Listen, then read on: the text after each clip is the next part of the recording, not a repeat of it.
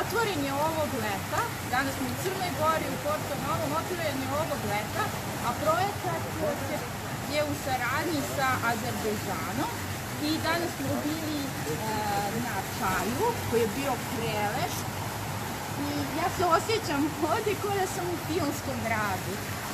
Evo možete da vidite, da prošetamo. Krenite sa mnom da prošetamo. Ako idete za Crnu Goru, obavezno svratite, ulaz se ne naplaćuje. Porto Novi je izgrađen u Kumboru, a Kumbor je u blizini Herceg Novog. Znači, kad krenete na put za Herceg Novi, pre Herceg Novog je Kumbor, odnosno između Kumbora i Herceg Novog je Selenika.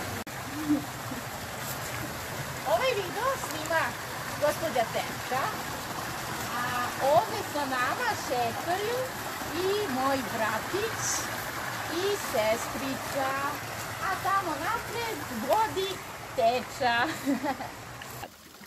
Evo nas narode, približavamo se izlazu iz Porto Novog.